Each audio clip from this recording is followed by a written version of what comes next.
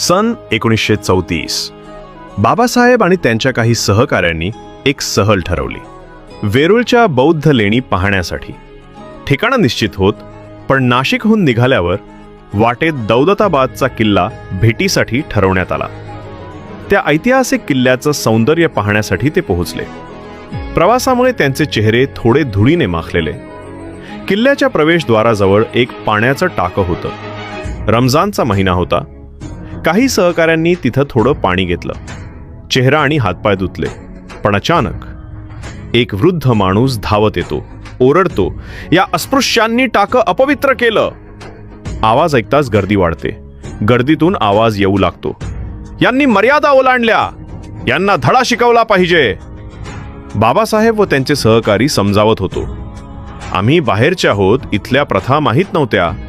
पण कोणी ऐकायला तयार नव्हतं. गर्दीचा सूर अधिकच आक्रमक झाला. बाबासाहेबांना वाटलं आता हे वाद हिंसक वळण घेतील, पण ते शांत होते. संयमाने बोलत राहिले. ते विचारतात, "जर हाच माणूस तुमच्याच समाजात सामील झाला तरी तुम्ही त्याला पाणी घेऊ द्याल का?" या थेट प्रश्नाने गर्दी शांत झाली. कुणालाही उत्तर देता आलं नाही. एक क्षणासाठी सगळे स्तब्ध झाले. बाबासाहेबांनी विचारलं, "आम्हाला किल्ल्यात प्रवेश आहे की नाही?" तेथील सुरक्षा रक्षक म्हणाला, "हो, पण पाण्याला स्पर्श नाही. एक शिपाई बरोबर येईल." त्या दिवशी बाबासाहेबांनी एक सत्य अधोरेखित केलं. अस्पृश्यता ही केवळ एका धर्मात मर्यादित नाही. ती एक मानसिकता आहे जी माणुसकीचं अस्तित्वच नाकारते.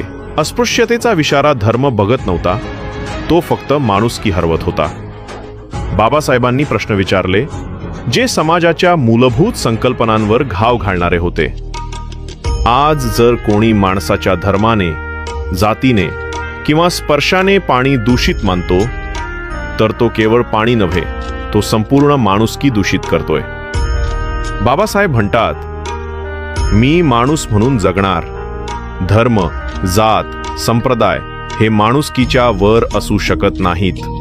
हा प्रसंग बाबासाहेब आंबेडकरांनी स्वतः लिहिलेल्या वेटिंग फॉर अ विजा या आत्मकथनात्मक पुस्तकातून घेतलेला आहे. या पुस्तकाची फ्री ई बुक लिंक माझ्या इंस्टाग्राम ब्रॉडकास्ट चॅनलवर उपलब्ध आहे.